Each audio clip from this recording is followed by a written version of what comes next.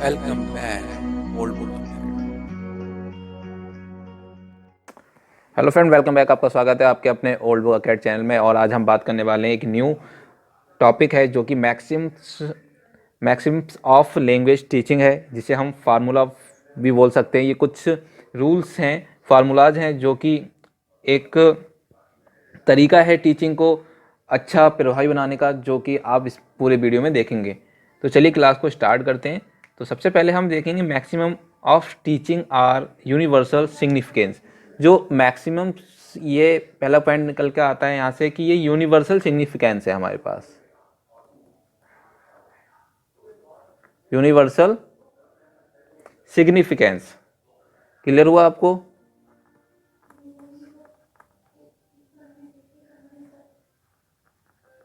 फिकेंस। तो हमारे पास सबसे पहली बात क्या है, ये यूनिवर्सल सिग्निफिकेंस है जो कि आपके पास दिए गए मैक्सिमम टीचिंग्स जो दी गई है।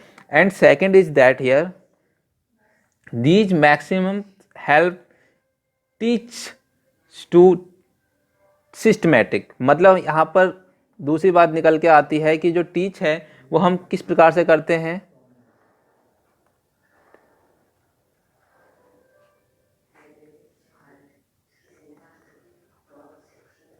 सिस्टमेटिकली।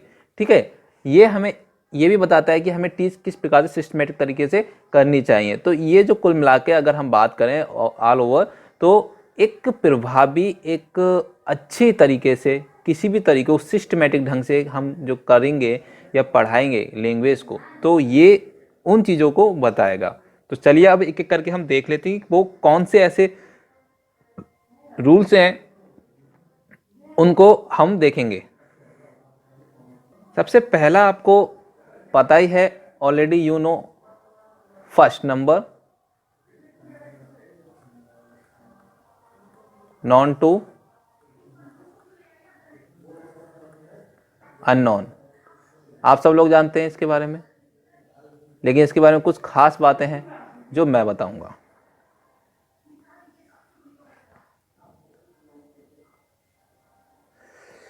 देखिए, it is based on the fact that a learner is not blank. पहले जो एशियन टाइम में बोला जाता था कि जो स्टूडेंट है वो एक खाली भगोने या खाली बर्तन की तरह है, जिसमें आप उसमें कुछ भी भरते जाओ और वो मतलब लेता रहेगा। बट अब जो आज की एक फिलॉसफी कहती है, वो ये कहती है कि जो स्टूडेंट है कि नॉट क्या ब्लैंक, नॉट ब्लैंक। वो कहते हैं कि स्टूडेंट जो लर्नर है वो ब्लैंक नहीं है, वो ब्लैंक नहीं है कि वन वे टीचिंग नहीं चल रही है, मतलब कि टीचर पढ़ा रहा है, स्टूडेंट केवल रिसीव कर रहा है, ऐसा नहीं होगा। यहाँ पर क्या होगा कि दोनों तरफ से क्वेश्चनिंग होगी, यानी क्लास जो होगी वो दोनों तरफ से प्रभावी होगी। एक तरफ से स्टूडेंट पूछेंगे बोलेंगे, इवन वन वे क्लास नहीं कहलाई जाएगी। तो पहली चीज़ हमारे सामने ये निकल के आ गई। उसके बाद है, it is consider that old knowledge lays foundation of new knowledge. हम सब लोग जानते हैं कि जो हमारी ओल्ड नॉलेज है, ओल्ड नॉलेज पे क्या करते हैं हम, बेस अपनी न्यू नॉलेज को करते हैं, यानी हम कह सकते हैं फाउंडेशन रखते हैं न्यू नॉलेज का। ठीक है, फाउंडेशन किसका है? न्यू नॉलेज का। न्यू नॉलेज का मतलब हम अपने पुरानी जो ज्ञान होता है, उसकी जो लेयर होती है, उसको फाउंडेशन मानते हुए अपना न्यू नॉलेज का कंस्ट्रक्ट करते हैं और उसको सीखते हैं। किसी भी सब्जेक्ट, किसी भी विषय में या किसी भी टॉपिक में आप अननोन से नॉन की तरफ नहीं, नॉन से अननोन की तरफ चल रहे हैं। जिसका हेडिंग है या जो फार्मूला है, तो ये क्या कह रहा है, नॉन टू अननोन। तो नॉन टू अननोन क्या होगा, मतलब क्या, ओल्ड नॉलेज, दैट मीन कि you have already exist in your mind, then after foundation making previous knowledge based on new knowledge. Understand that? उसके बाद हम देखते हैं कि previous knowledge can be used to increase and widen to outlook of learners. मतलब हमें पता है कि प्रीवियस नॉलेज जो होती है वो हमें क्या करेगी, इंक्रीज करती है, एक दायरा बढ़ाती है हमारी नॉलेज का या आउटलुक जो लर्नर है उसका। ठीक है, तो हमें ये चीज़ पता ही है ऑलरेडी, प्रीवियस नॉलेज हो गया या not blank, that is a major point हैं जो यहाँ पर लिखे हुए हैं, इसको बिल्कुल भी इग्नोर ना करें। क्लियर है? इसके बाद आपका पॉइंट जो है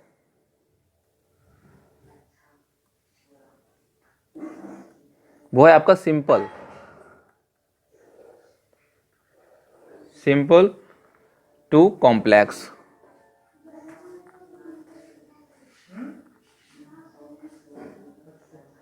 सिंपल टू कॉम्प्लेक्स। अब जैसा कि ये जो रूल्स हैं, ये कोई ज़्यादा टिपिकल या बहुत ज़्यादा एकदम न्यू रूल्स नहीं है, आप सब लोग जानते हैं, इवन अवेयर हैं और इन सबको यूज़ भी कर चुके हैं और करते हैं। ठीक है, आपको कोई भी चीज़ इजी पसंद है, उसके बाद ही आप उसके लेवल्स हाई करते चले जाते हैं, अदरवाइज आप ये तो है नहीं कि एकदम हार्ड लेवल लेके काम करेंगे। तो जैसा कि इसकी बात करें तो इसमें आपको देखने को मिलेगा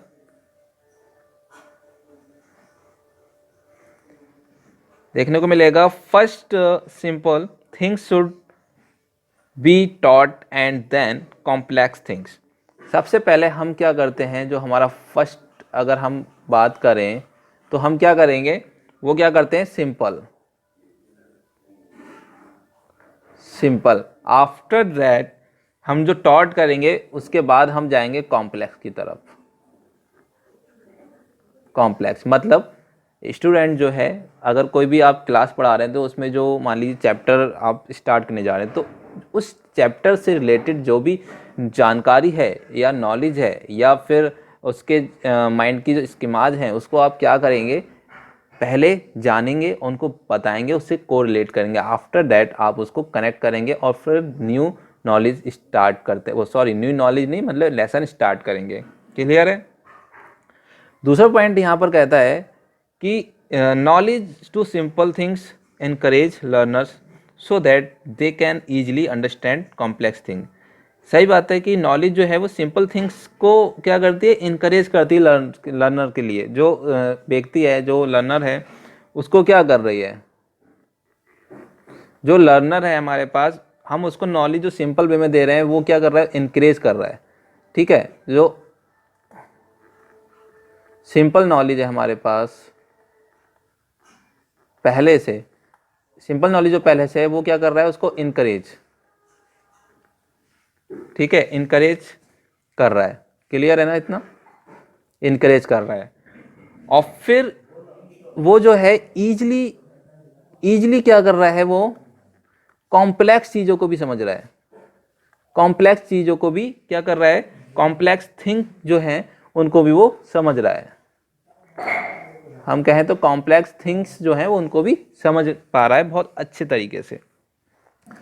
लाइक एग्जाम्पल अगर देख लेते हैं, simple sentence should be taught first. You know what, simple sentence taught first.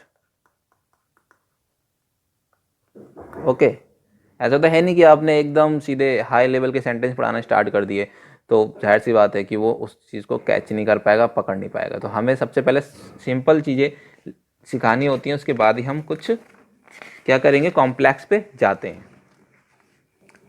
Now आपका जो है थर्ड पॉइंट, ये है concrete to abstract. Concrete to abstract, concrete to abstract. Okay, अब जैसा कि कंक्रीट दैट मीन की मूर्त चीज़ें जो आपको देखने को मिल जाती हैं, जिसको आप छू सकते हैं, देख सकते हैं, that is called concrete object. तो हम यहाँ पर बात कर रहे हैं कंक्रीट से अब्स्ट्रैक्ट की तरफ जाएंगे। अब्स्ट्रैक्ट दैट मीन की फीलिंग, जिसे आप टच नहीं कर सकते, महसूस मतलब फील करेंगे उसे, लेकिन वो दिखेगा नहीं आपके सामने। ठीक है, तो things taught with the help of concrete object last for longer period. मतलब अगर बात करें तो स्टूडेंट जो हैं उनके लिए सबसे पहले हम क्या करेंगे, जो भी थिंग्स हैं या जो भी आप टॉपिक ले रहे हैं तो उसे क्या करेंगे, कंक्रीट चीज़ों से कनेक्ट करेंगे। ठीक है, कंक्रीट चीज़ों से क्या करेंगे, उसे कनेक्ट करने के बाद हम उसको लेके जाते हैं आपके अब्स्ट्रैक्ट में, ठीक है। अब्स्ट्रैक्ट जो है उसके बाद ही लेके जाएंगे, क्योंकि उससे पहले वो चीज़ों को नहीं समझ पाता है।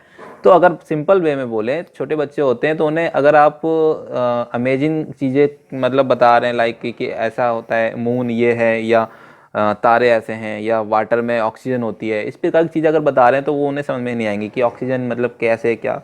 तो उन्हें वो चीज़ रियल एग्जाम्पल हम देने पड़ेंगे। जैसे लाइक मोबाइल है, तो मोबाइल आपके हाथ में है ऑलरेडी, यू उसे दिखा सकते हैं कि that is a mobile, okay. तो आप उसे आराम से दिखा सकते हैं, वो उसे टच फील कर सकता है, ठीक है। जब इस वाले लेवल को वो क्लियर कर पाएगा, समझ जाएगा, देन आप इस लेवल पे पहुंचेंगे। बात समझ में आ गई इतनी? नेक्स्ट पे चलते हैं अब। 4 नंबर आपका है एनालिसिस टू सिंथेसिस।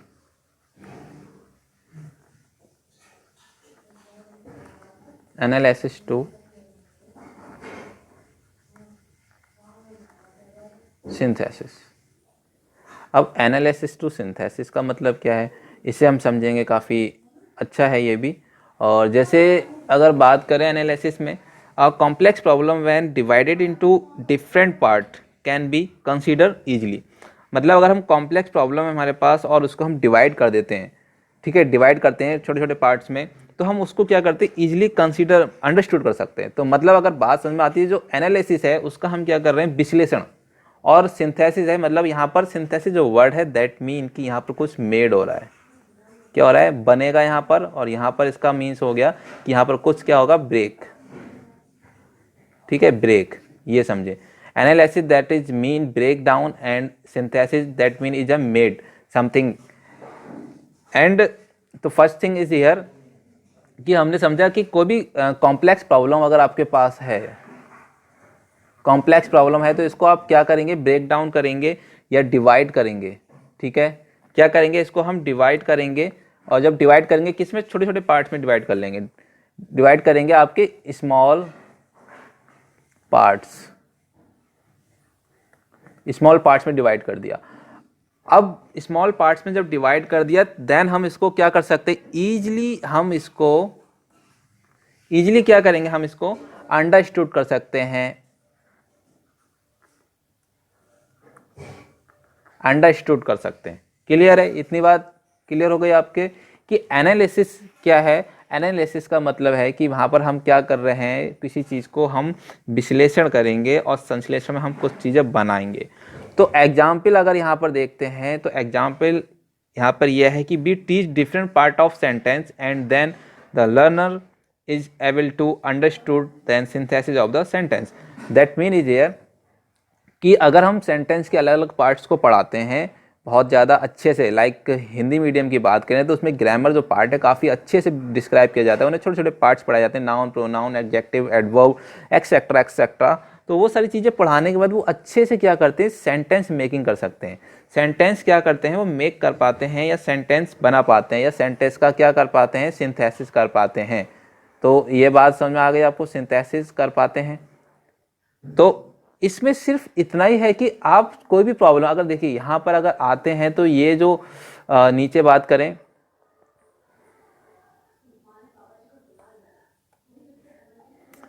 यहाँ पर अगर बात करें तो कोई भी कॉम्प्लेक्स प्रॉब्लम अगर हमारे सामने मिलती है, या भी रियल लाइफ सिचुएशन, एंड अगर हम बुकिश लैंग्वेज की बात करें, इवन कहीं भी सिचुएशन में बात करें, तो आप ब्रेक डाउन करते हैं और उसके बाद उसको छोटे छोटे पार्ट्स में डिवाइड करने के बाद उसे रिजॉल्व कर पाते हैं अच्छे से।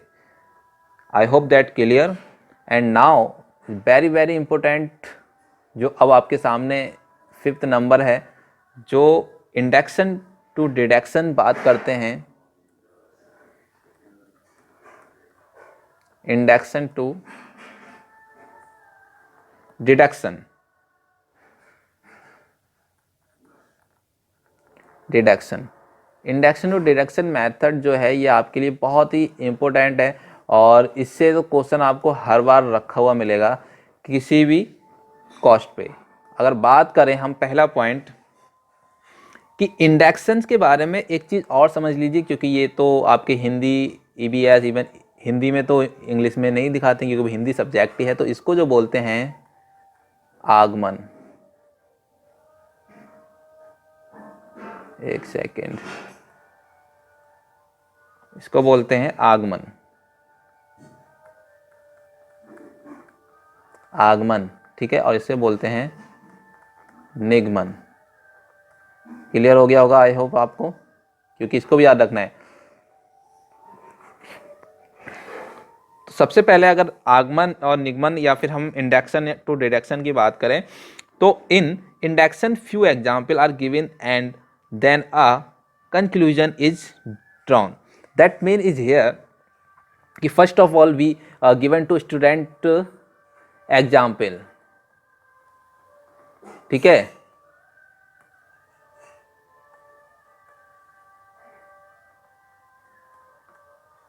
एग्जाम्पल, ठीक है। सबसे पहले उसको एग्जाम्पल हम क्या करते हैं, उसके सामने दिखाते हैं या उसे समझाते हैं, उसके बाद हम रूल्स की बात करते हैं। किस में? इंडक्शन में। क्लियर है? इंडक्शन में हम क्या करते हैं, एग्जाम्पल से रूल की तरफ चलते हैं। अगर हम शॉर्ट एंड डायरेक्ट बात करूं मैं, बिल्कुल cut to cut, then after in deduction first of all a rule is made of known and then example are given. First of all in deduction we give the first rules and made to know and then example are given। तो अगर हम बात करें इसमें, तो इसका just उल्टा है कि रूल्स मिल रहे हैं, उसके बाद हम क्या कर रहे हैं, एग्जाम्पल दे रहे हैं। मतलब कहें तो अब देखिए एक चीज़ क्वेश्चन यहाँ से उठ के आता है कि जो इंडक्शन है ये वाला पहला यानी आगमन विधि की बात करूं तो इसमें क्या है, ये आपका प्राइमरी, ठीक है, प्राइमरी लेवल पर क्या होता है, ये पढ़ाया जाता है, बहुत ज़्यादा यूज़ किया जाता है, ठीक है। क्यों? क्योंकि जो छोटे बच्चे होते हैं उन्हें एग्जाम्पल के थ्रू आप कनेक्ट कर सकते हैं, सीधे रूल बता के नहीं, सीधे रूल बता के नहीं कि रूल बता दिया और वही ऐसे से हो जाएगा, नहीं, उन्हें एग्जाम्पल के द्वारा अच्छे से समझाया जा सकता है, क्योंकि वो आखिर छोटे हैं और उनको अच्छे तरीके से समझने के लिए उनके साथ ज़्यादा इन्वॉल्व होना पड़ेगा। और मेन चीज़ है कि एग्जाम्पल से ज़्यादा अच्छे से समझ में आता है, इसलिए then teaching should proceed from induction to deduction. अगर हम बात करें तो जो हमारी टीचिंग जो है वो भी इंडक्शन से आपकी डिडक्शन की तरफ चलती है, मतलब इंडक्शन से डिडक्शन की तरफ चलती है, ना कि deduction to induction. Clear that? Okay, now last आपका जो रूल है वो यहाँ पर है नंबर 6। वैसे तो बहुत सारे हैं, लेकिन यहाँ पर आपको जो इम्पोर्टेंट है सिर्फ वही बताए जा रहे हैं यहाँ पर, जो आपके एग्ज़ाम के अकॉर्डिंग ज़रूरत है, पार्ट्स। ओके,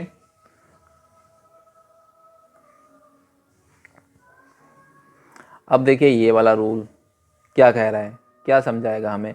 देखिए होल, हम सबसे पहले क्या करते हैं, किसी भी चीज़ को समग्र, यानी अगर बात करूं किसी भी एक पर्टिकुलर चीज़ को हम क्या होल तरीके से देखते हैं। आफ्टर दैट हम चलते हैं पार्ट्स की तरफ। अगर ह्यूमन बॉडी की बात करूं मैं, तो ह्यूमन बॉडी में आप सबसे पहले बच्चे को दिखाते हैं कि that is a human body. उसके बाद हम उसके पार्ट्स की तरफ चलते हैं कि इसकी 2 आइज़ होती हैं, इसके 2 हैंड हैं, इसके 2 लेग हैं, एंड आफ्टर इसके हेयर हैं, इसके नोज है, इसके फिर मतलब पार्ट्स की तरफ हम चलेंगे। तो अगर हम बात करें normally, first the whole lesson should be taught and then it parts should be analysed and study intensively. मतलब क्या कहें हम कि पहले तो हमने किसी भी लेसन का क्या करा, स्टडी कर ली, कैसे, होल तरीके से। आफ्टर दैट हम पार्ट्स की तरफ हम चल रहे हैं, और पार्ट्स हम क्या करेंगे, उसको पर्टिकुलर एक एक चीज़ को बारीकी से समझेंगे। बारीकी का मतलब क्या है, तो कि इंटेंसिवली हम क्या कर रहे हैं, इंटेंसिवली हम उसको क्या करेंगे, रीडिंग करेंगे। Intensively reading that mean is here कि उसे हम बहुत ही अच्छे से पढ़ेंगे, ध्यान से पढ़ेंगे, ठीक है। तो मतलब ये हुआ। तो आपको आई होप ये लेक्चर पसंद आया होगा, और thank you for watching and share with your friends this video more and more। Thank you for watching my channel and please like, subscribe and share.